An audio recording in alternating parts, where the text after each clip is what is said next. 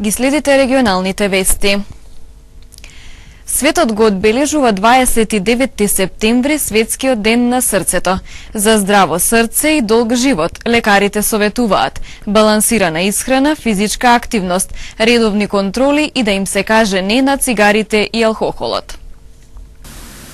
Под мотото "Дајте му сила на вашиот живот", денес се одбележува 29 септември, светски ден на срцето. Срцевите заболувања се една од водечките причини за смртност како на ниво на Македонија, така и во регионот на Гостивар и Тетово. Медицината тврди дека 80% од болестите на срцето може да се спречат со редовни лекарски прегледи, правилна исхрана и физичка активност. По повод денот на срцето, лекарите ги повторуваат своите главни препораки и совети што им ги даваат на пациентите за да го зачуваат здравјето на овој витален орган. Јас како лекар на моите пациенти им препорачувам да престанат со пушењето, исто така да забранат пушење во нивните домови, со тоа го подобруваат здравјето нивно и здравјето на нивната фамилија. Исто така да потегнат иницијатива за забрана пушење на работни места, затоа што и пасивното пушење му штети на организмот. Им препорачувам здрава исхрана, што повеќе овоше и зеленчук, да прават контрола на индустриските прехранбени храни, затоа што тие содржат зголемени количини на шеќер, масти и сол, да го заменат индустријскиот шеќер со овоше, односно со природен шеќер, да има неколку оброци во текот на денот со ограничен днес на храна количинска. Секојдневната физичка активност има исто толку значајна улога во превенција на срцевите заболувања колку храната и здравите животни навики.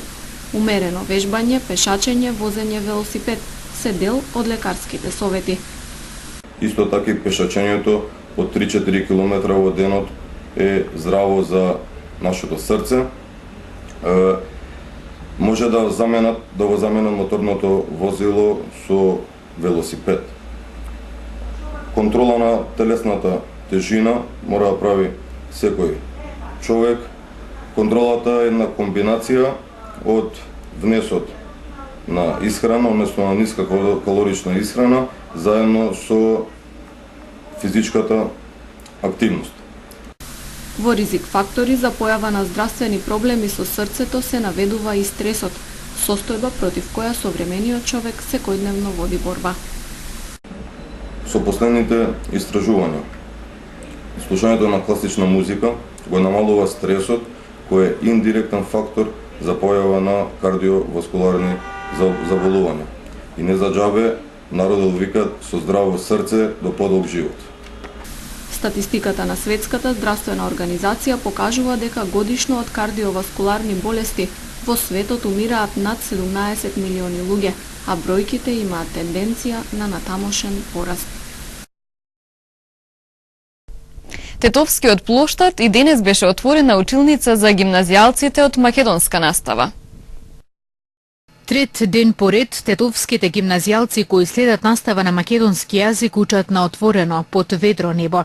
Градскиот плоштад и денес им беше местото каде што ги држеа нивните часови, како револт за нерешавањето на просторниот проблем на гимназијата. Останува статус кво ситуација и по вчерашниот состанок на учениците и Советот на родители и професори, на кој градоначалничката Теута Арифи им даде предлог децата привремено да учат во двата објекти на старото медицинско училиште, додека не се изградат нови простории во состав на гимназијата Кирил Пејчиновиќ. Не се прифаќа, бидејќи го слушаме гласот на родителите и на учениците. Стара медицина беше предложена од општината, двете згради во една смена да учат. Тие се моментално руинирани. Општината ќе почне со следување на објектот и подготовка за следење на редовата настава таму, која што процедурата ќе отпочне веднаш после овој состанок. Овие се двете точки кои што беа разговарани во заедничкиот состанок и за тоа ние сме тука дојдени како представници на општината и директорот на училиштето да го пренесеме тоа што беше предложено од страна на Нашата камера денес во дворот на Старото медицинско училиште забележа дека се одвиваат одредени активности насочени кон уредување, но од општинските служби не добивме одговор дали се подготвуваат зградите за гимназијалците или тоа е за друга намена. Учениците најавија дека и понатамо ќе продолжат со протести и секој ден ќе учат под ведро небо, се додека не им се обезбедат соодветни услови за следење настава. Од Советот на родители и професори пак најавија дека ќе ги известат и ќе побараат помош од меѓународните институции за решавање на деценискиот проблем на гимназијалците. Пресконференција кај депонијата во Тетово одржа од Општинскиот комитет на ВМРО ДПМН од Тетово. Тие порачаа на тетовската градоначалничка, наместо за изградба на паркови, механизацијата да ја пренасочи за расчистување на депонијата. Почитувани сограѓани, драги тетовчани, ние сме сведоци на еден парадокс кој што постојано се одвива во општина Тетово. И покрај многото укажувања на надлежните институции, протестите на граѓаните, но честите прилози на новинарските екипи, апелите на здравствените работници, нашиот град се уште е подложен на загадувањето на дивите депонии кои што и ѓубрето кое што се таложи од страна на општина Тетово на периферијата на градот Тетово. Нашето градоначалничка, почитуваната Теута Рифи, наместо да прави паркови и бекатон стази, треба да ги пушти возилата и да ги пренасочи средствата на граѓаните на Тетово со една цел да се исчисти оваа депонија и да престане да го загадува и да го труе населението на овој град. Се надевам дека овој апел ќе вроди со плод и дека конечно ќе се освести дека треба оваа депонија да се среди и да се расчисти. Исто така, Општинскиот комитет на ВМРО ДПМН Тетово ја прашува градоначалничката каде одат народните пари кои што се собираат од таксата за комуналниот смет. Општина Јагуновце ќе започне со реконструкција на патниот правец Раутинце-Подбреѓе и локалниот пат кој води од регионалниот пат Тетово-Јажинце до село Рогачево. Средствата за реконструкција на овие два патни правци се одобрени од ИПА фондовите. Со реконструкцијата на патниот правец Раутинце-Подбреѓе и делницата која води од регионалниот пат Тетово-Јажинце до село Рогачево во рамки на општина Јагуновце ќе нема руиниран локален пат, изјави градоначалникот Тони Коцевски. Тој се надева дека ќе се започне да се работи на регионалните патни правци кои поминуваат низ општината, за кои финансии треба да обезбедат централните власти. Подпишавме договор во Министерството за финансии, каде што општина Јагуновце доби грант од ИПА фондовите на Европската Унија со имплементација на проектот, односно на проектната единица на Светска банка и очекуваме овој грант во наредниот период да го имплементираме, значи прво преку јавна набавка, понатаму и преку изградба на патната инфраструктура. Се работи за два патни правци. Едниот патен правец е од населеното место Подбреѓе до населеното место Раутинце со крак за основното училиште во Раутинце. Тоа е пат со должина од 4,3 км и втората делница е од регионалниот пат 1203 до центарот на село Рогачево и исто така значи се работи за два за нас исклучителни капитални инфраструктурни проекти од патната инфраструктура, со што дефинитивно сметам дека ќе немаме лош локален пат во нашата општина. Значи сите патишта ќе бидат или асфалтирани или поплашени со бехатон плошки, дури и до најмалите улички, а ќе ни остане дополнителен проблем заедно со Агенцијата за државни патишта, со Министерството за транспорт и врски да ги решаваме регионалните патишта, со што се надевам дека и во наредните години и регионалните патишта ќе ги подобриме, така да општина Јагуновци ќе има солидни патишта и регионални и локални во секој населено место. Почетокот на реконструкцијата на овие два патни правци ќе зависи од временските услови и административните процедури, вели градоначалникот Коцевски. Па бидејќи се работи за средства кои не се така мали, значи сепак јавната набавка ќе биде од 30 до 45 дена, потребно е да се отвори донаторска сметка, да се пријавуваат да се пријават приходи во управата за јавни приходи и сите оние постапки што треба да ги пропратно да ги направиме.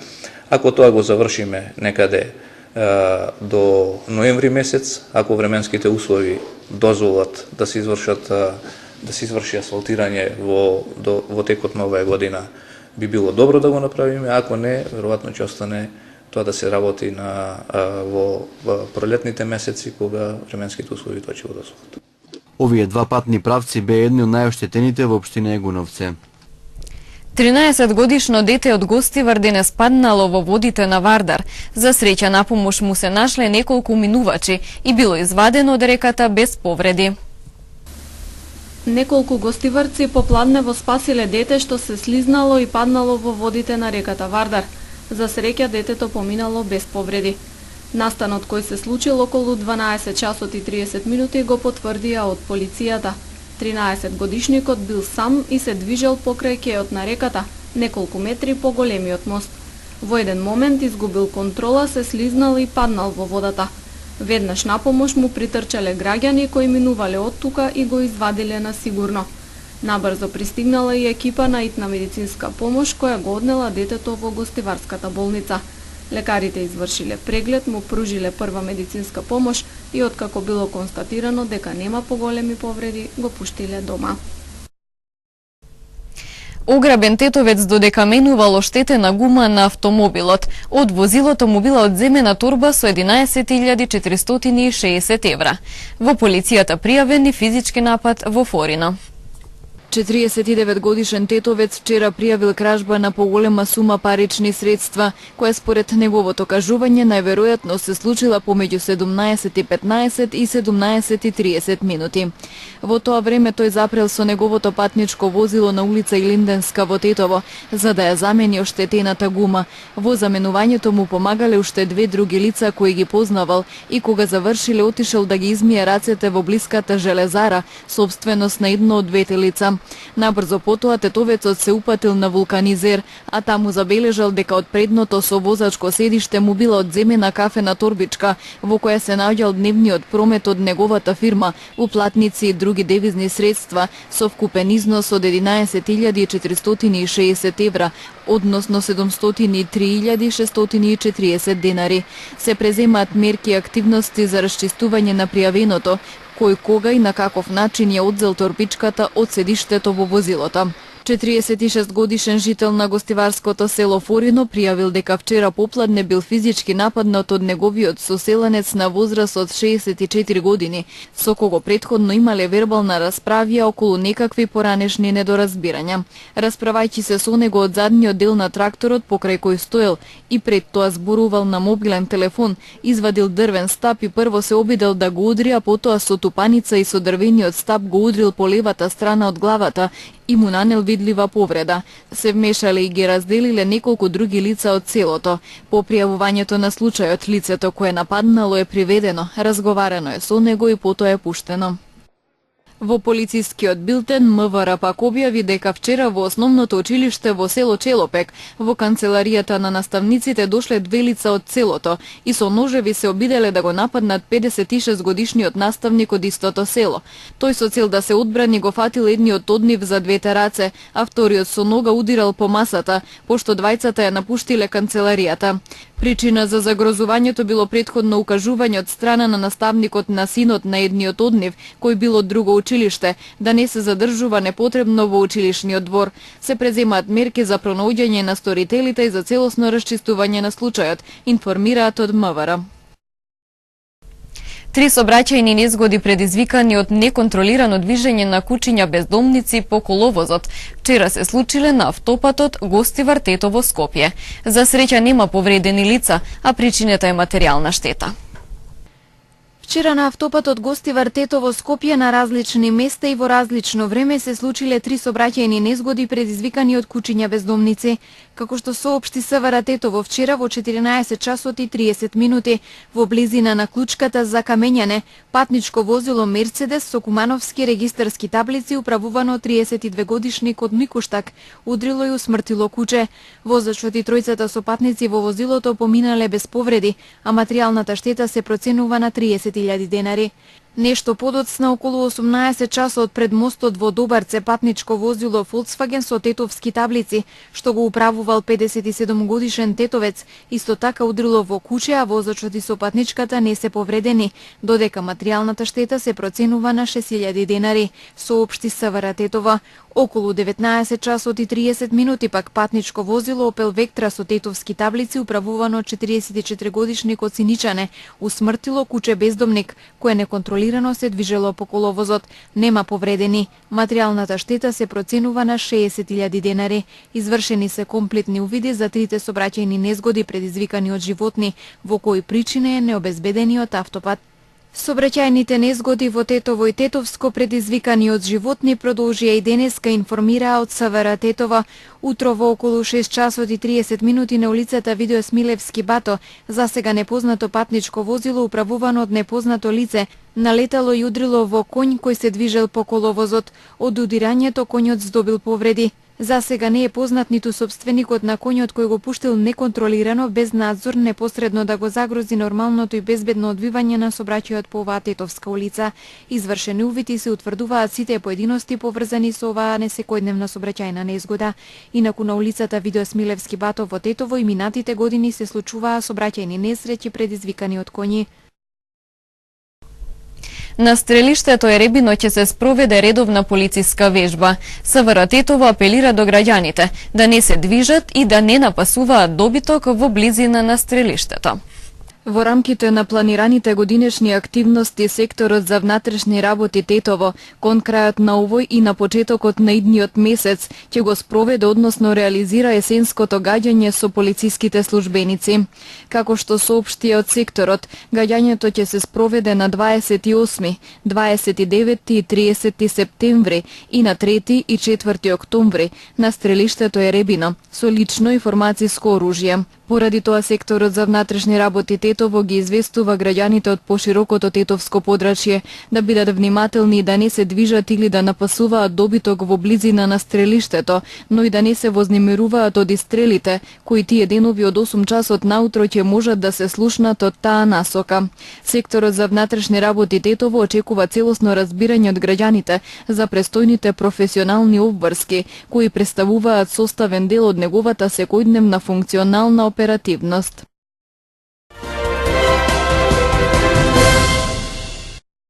Трите предлози на специјалното јавно обвинителство до судот за мерки за предпазливост за осомнечените од случајот Трезор денеска судиите на претходна постапка ги вратиле во обвинителството, бидејќи биле доставени во електронска форма на пренослива меморија USB, кое судиите не можеле да го отворат бидејќи меморискиот стик бил кодиран, соопштија денеска од Основниот суд. На оваа забелешка, како што пишуваат од судот, од СЈО им одговориле дека доказите ќе може да се разгледуваат само и исклучиво во нивно присуство и дека само тие ќе имаат право да пристапат до нив. Ова е преседан во досегашното постапување пред овој суд, заклучуваат од судот. Ова барање на СЈО е всушност од последниот случај и прв за економски криминал кој го отворија.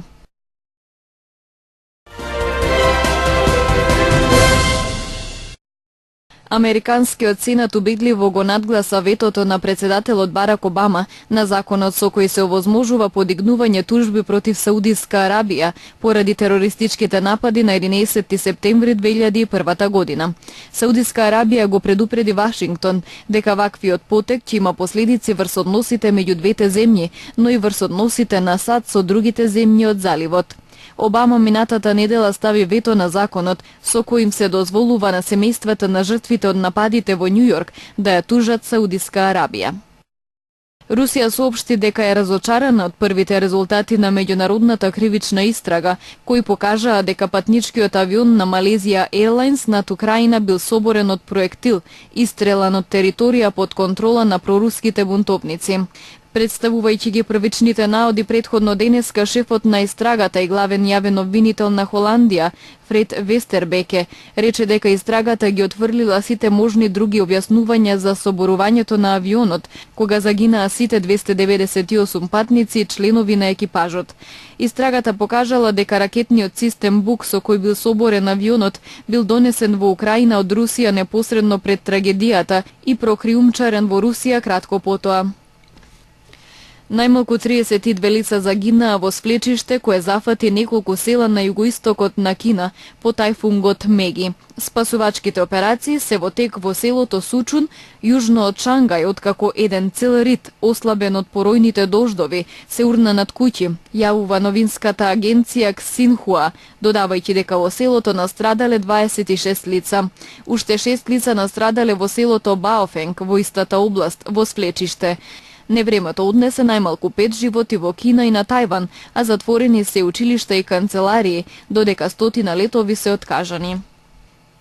Јужна Австралија ја погоди силно невреме со силни ветришта со брзина од 140 км на час, силен дожд и град со големи парчиња мраз. Шефот на метеоролошката служба Джеймс Тейлор потврдил дека ваквата појава на исклучително низок притисок кој се приближува кон брегот е крајно невообичаен за овој период од годината. Во невремето никој не настрадал, иако ветриштата уривале дрвја и корнеле покриви. Ветрот беше толку силен што корнеше телефонски столбови, изјави Тейлор, додавајќи дека генераторите ги погодиле 80.000 громови. Во прекин била и мобилната телефонска мрежа, а поради немањето струја не работеле пумпите за снабдување со вода, јавуваат австралиските медиуми.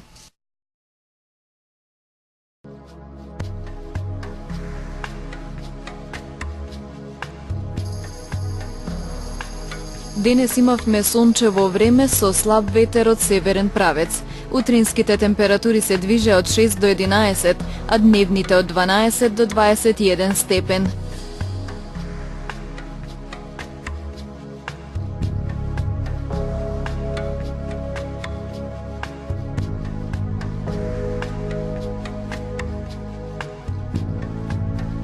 И утре не очекува сончево време со слаб ветер од јужен правец.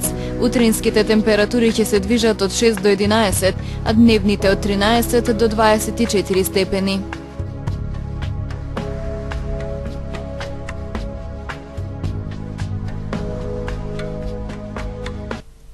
Овде ги завршуваме регионалните вести. Останете со нашата програма. Пријатно!